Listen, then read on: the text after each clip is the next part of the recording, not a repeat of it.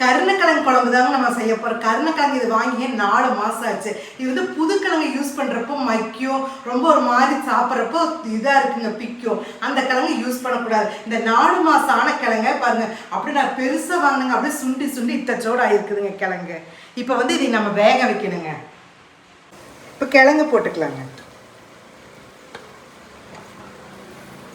கருணக்கிழங்கு முழுகிற அளவுக்கு தண்ணி ஊற்றிங்க, ஒரு 3 விசில் குட்டு எடுத்துக்கலாங்க. இது என்ன பண்ணுவாங்க தெரியுங்களா, நம்ம எங்கள் அம்மாலாம் இது வந்து சாம்பல் போட்டு வேக வைப்பாங்க, இல்லைன்னா புளி கொஞ்சம் கரைச்சி ஊற்றி வேக வச்சு கழுவி யூஸ் பண்ணுவாங்க. இது வந்து நம்ம இப்போலாம் அப்படி யூஸ் பண்ணுறதுங்க, ரொம்ப நாள் அதனால நான் அப்படியே வேக வைக்கிறேன்.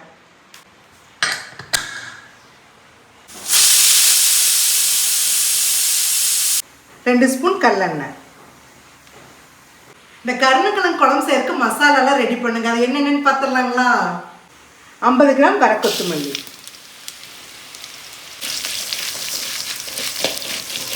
15 வரமிளகா,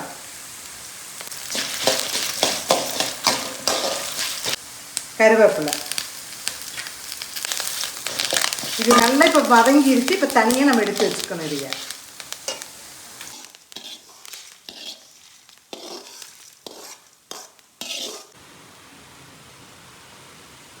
ஒரு ஸ்பூன் கல்லெண்ணெய், அரை ஸ்பூன் கடலைப்பருப்பு, அரை ஸ்பூன் உளுந்த பருப்பு, ஒரு ஸ்பூன் அரிசி, வெந்தயம் லைட்டாக போட்டுக்கலாங்க, ஒரு ஸ்பூன் சீரகம், ஒரு ஸ்பூன் மிளகு.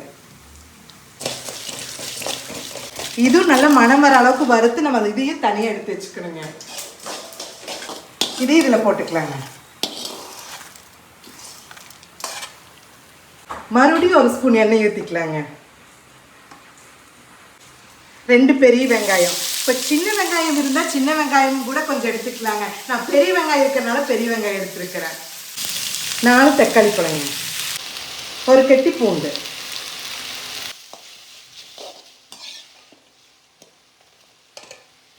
ஒரு மூடி துருவன தேங்காய். இதையும் போட்டு ஒரு வதக்கிடலாங்க.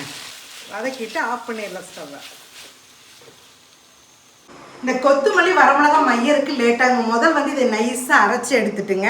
அடுத்தது வெங்காயம் தக்காளி இதோடு சேர்த்து தண்ணி ஊற்றி நல்லா பதமாக அரைச்சி எடுத்துக்கோங்க. இந்த கருணக்கிழங்கு குழம்புக்குங்க நல்லா புளி கொஞ்சம் வெடுக்குன்னு போட்டால் டேஸ்ட்டு நல்லாயிருக்கும். இந்த அளவுக்கு புளி எங்க நல்லா சுடுதண்ணில் ஊற வச்சுருக்கேன். இதையும் நல்லா கெட்டியாக கரைச்சி தனியாக நம்ம எடுத்து வச்சுக்கலாங்க. 8 ஸ்பூன் நல்லெண்ணெய், வெந்தயம், கடுகுளுந்தம் பருப்பு, ஒரு கெட்டி பூண்டு, 2 வரமிளகா, ஒரு கைப்பிடி கருவேப்பிலை, ஒரு பெரிய வெங்காயம், 10 சின்ன வெங்காயம். அந்த நல்லெண்ணெய் வாசமும் அந்த பூண்டு வாசமும் அந்த எண்ணெயில் போட்டு கம கம கமன் இருக்குங்க. இப்போ நல்லா நைஸாக பாருங்கள், அரைச்சி வச்ச மசாலாவை நம்ம இதில் போட்டுக்கலாங்க.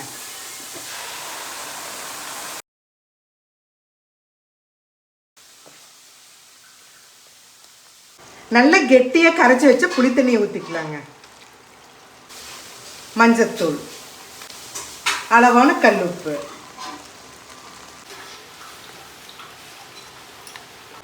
அரை லிட்டர் தண்ணி ஊற்றிங்க. நல்லா வாசம் போகிற அளவுக்கு நல்லா கொதிக்க வச்சுக்கலாங்க.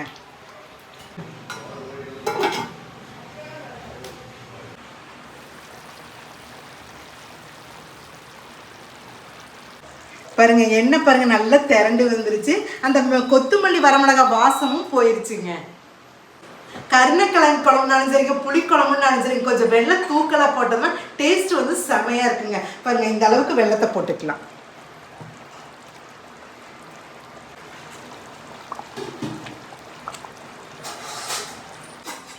கருணக்கிழங்கு பாருங்க நல்லா வெந்துருச்சு. இந்த தோலை இப்படி ஒழிச்சுக்கலாங்க. முதல்ல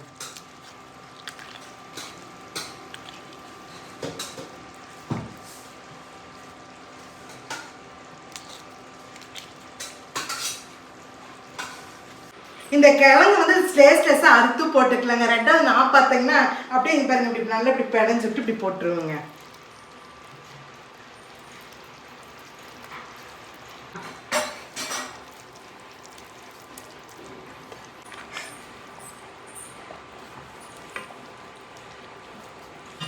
கிழங்கு போட்டோன்னீங்க ஒரு 5 நிமிஷம் நல்லா தலைப்படப்படன்னு கொதிக்கணுங்க.